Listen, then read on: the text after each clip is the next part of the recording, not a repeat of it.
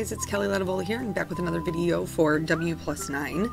So I thought that it would be like a really cute, fun idea. A lot of times you see centerpieces on people's tables, at weddings that have like the fruit filled up in the vase. So I combined a bunch of sets. I'm using Pretty Peonies, Merry and Bright, Modern Petunias, Summer Citrus, and Basic Labels. So some old, some new, but they all work really well together. So I've cut a bunch of masks out because it's going to be a one-layer card, and I'm going to put the mask of the vase down so that I can get the basic labels straight in my MISTI, and then I know where to put my stamp. So it just makes it kind of easy to make sure that it's going to be centered in front of my vase. And then I'm going to move those masks. I'm going to be stamping in Intense Black ink from Simon Says Stamp because I'm going to be doing some Copic coloring. So I'm going to go ahead and stamp that down now that I know I've got kind of the perfect placement. And then I'm going to mask that so I can stamp my vase. But I'm not going to stamp the whole vase. So I want the flowers to kind of hang over the top. So I'm going to partially ink up my stamp. I'm going to ink up basically the bottom 3/4 of it and then stamp that down. I'm going to leave this stamp in my MISTI. I'm going to stamp everything else by hand. So I'm putting that mask back in place just so I can kind of trace it with my pencil so that I know where my flowers need to at least come down to. So speaking of that, here we go with the flower stamping. I thought I was going to end up doing this one first, and it just didn't turn out that way. I needed something to kind of hide that stem behind, and then I still couldn't figure out how I wanted to stamp them. So I inked it up, and then I ended up just taking a baby wipe to wipe off that part of the stem so that I could stamp them with the stem sticking up and you wouldn't see that. So I stamped those down and then masked those, and then I just continued stamping. The part of the Pretty Peony set that I used is, because it's a builder set, so they have the little stems that are drawn in, and then you can either stamp the flowers outline or solid. I chose to stamp them outline so everything else would match, but these are such a great addition when you're building up a bouquet because they just kind of fill it out. So I stamped leaves from both of the sets, and now everything is masked, and I'm going to go back in and stamp that base because I don't have to worry about the top of it anymore. I'm going to take the negative part of the base mask and put that in place to stamp my lemons. So again, I'm still using this Intense Black ink. I'm going to stamp a couple of lemons so that they're in front, and then I'm going to mask those and fill in then the ones behind it. And I'm just going to keep stamping until the entire thing is full, which I will later be changing because it turned out I didn't like it. Not all of the lemons, just that it went all the way up to the top. So I'm going to, like I said, just fill that out and move those masks as I need to, so that it makes sense. If I could get the mask up, that would be super important. So just going to move that down and then just going to stamp so it's full. I put the mask, the vase mask, back over the lemons when I was done, and then I also have 2-inch Post-it note masking down at the bottom because I wanted to put in a little bit of a background. Now these are just regular Distress inks. They're a little bit brighter than Distress Oxides, and so I'm using those. I did not mask those little teeny tiny flowers because I'm going to be coloring them with a blue violet and you won't be able to see it. So I flipped the mask around to put some hickory smoke on the bottom, and because there's a coating, like a protective coating on that Post-it note tape, it did pick up some of the blue, so it almost made it kind of like a desaturated navy-ish color. I didn't mind it, but just keep that in mind if you decide to use it. It will pick up the other color that's on there. And then we're going to get right into the Copic coloring here. So I picked out a couple of yellows, and I'm just doing a base coat over these lemons. But my darkest color you'll see is an E99, which is actually in the brown family. I wanted to color the lemons because they would be like pushed up against the vase, so there would be like highlighted spots where they were pushed up. And then I also added shading behind the, I don't even know what we're calling it, like the greeting bar there, and then also underneath the flowers.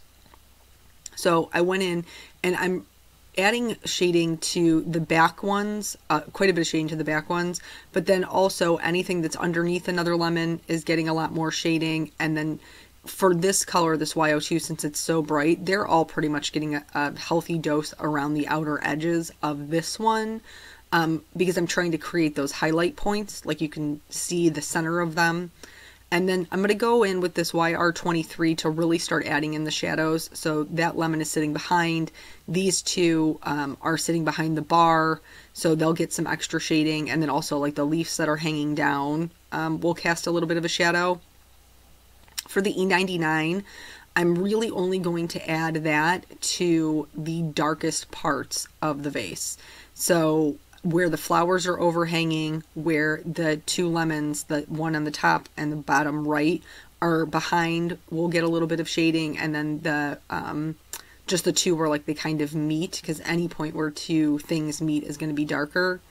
And then because I like to start with my lightest color and work out to my darkest, and then darkest back to my lightest, we're going to head back toward the lightest color, just so everything has a really good blend there. I know brown might seem like I don't know, like a strange choice for a shadow color, but it really does work. You could also use oranges if you wanted a brighter. There's a couple of different things that you can do to use or to get those shadows amongst the yellows. They are a little bit harder to shade, one of the harder colors to shade, but I like the YR23, or I even use a 24 sometimes, and then using some ease to do that. So those are all colored up, and then we're going to move on to the flowers. So I really liked the bright yellow with the blue in the background, and so I thought that it would be a nice complement to that to go with a softer pink.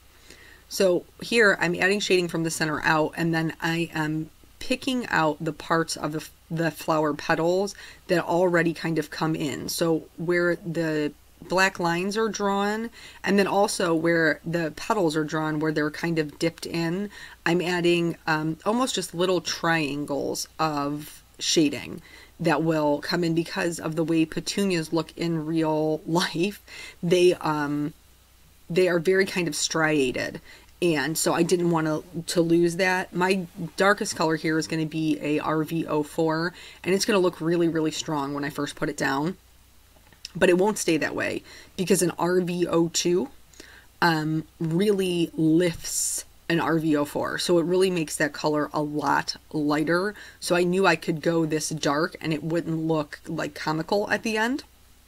But I am trying to leave a highlight in the center, leave some white areas so that it does look like a petunia and it doesn't look, just solid white. So you can see those striations. And then going back over it again with just my lightest color, just so everything blends, and you can see how much that RV04 gets kind of knocked back by those lighter colors.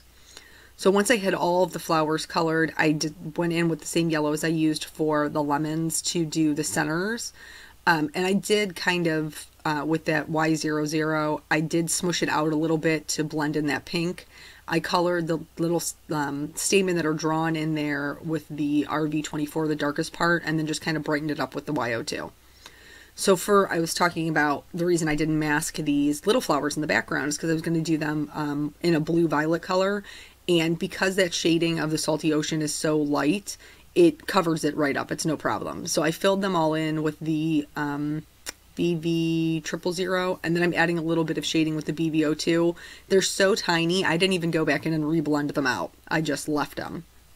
I wanted there to be, because there's two different styles of leaves here, I wanted there to be two different colors of leaves. And normally my go-to for a leaf is a YG family, but I didn't want them to be competing with the lemons, because obviously they're very yellow.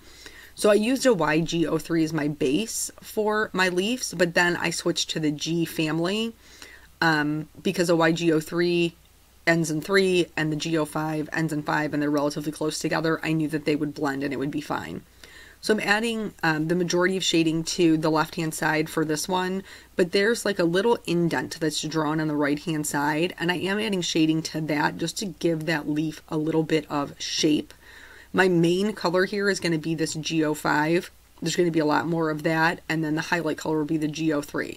So it still has a yellow feel, but it's not overtly yellow-green.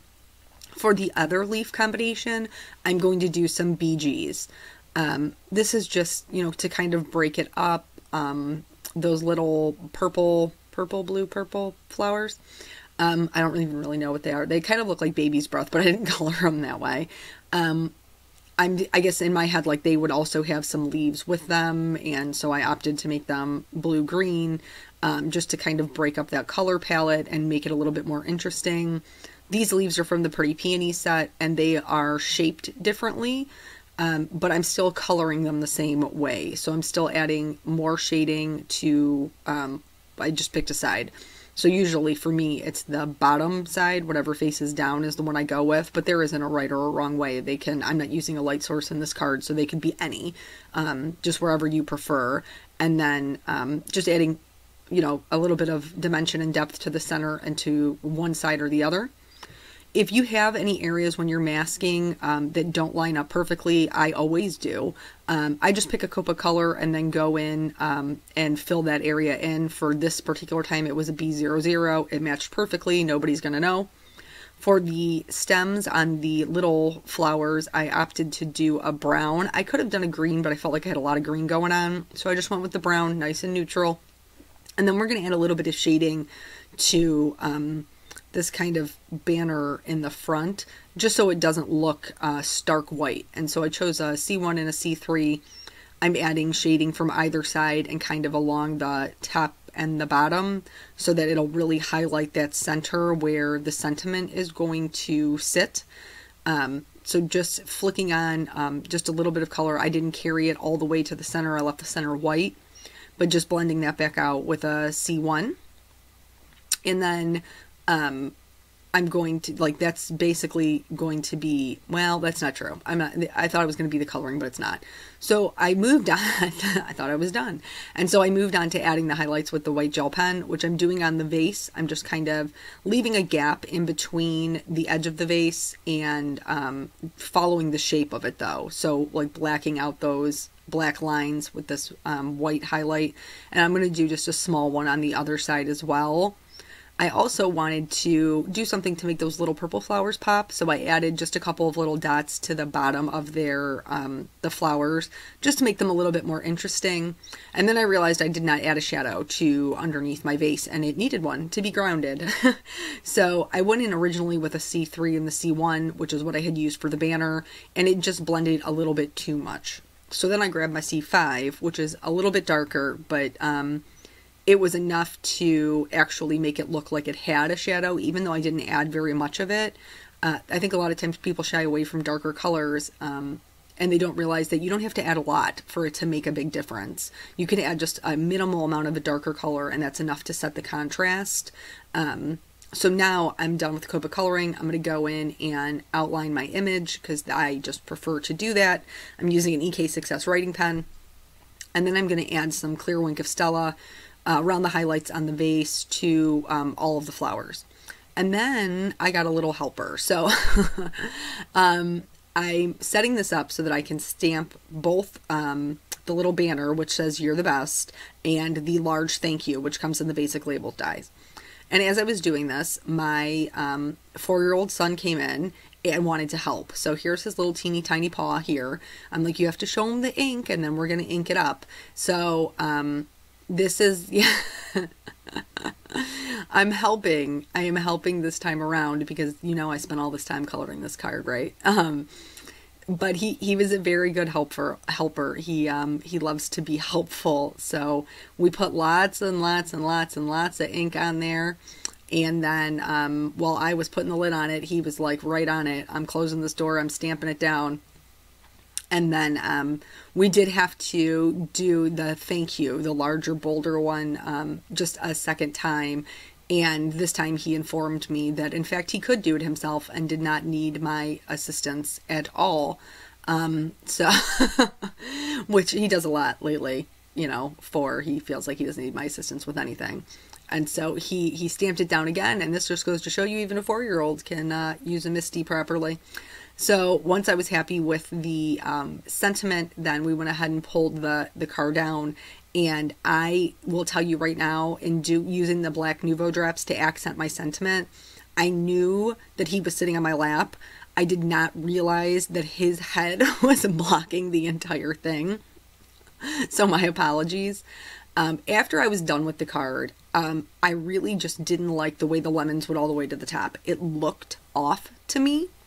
So because I can't leave well enough alone, I decided I was going to try to change it. So I went in with a colorless blender and I removed as much of that yellow as I could. And then I drew in kind of like another little line to insinuate there's a lemon back there. And I'm going to reshade that with the same colors that I used for the other lemon. And then behind it, I'm going to add in a little bit of that B00 that we used, that I used to fix my boo-boos. So I'm just going to add that in as if you were like seeing through the vase with a little bit of the blue. And then I'm just going to use the one of the greens and one of and the brown. I'm one of the browns. I only used one brown to draw in kind of like some stems. And I liked that better. I will tell you, in removing the color, I did push some of that yellow up into my flower. And because of that, I had to add yellow, a little bit of yellow to all of my flowers. But it was fine. It didn't really bother me. And thank God, those yellow and pink are two colors that work well together. So that's the whole card. Thank you so much for joining me. And I will catch you guys in the next video. Bye.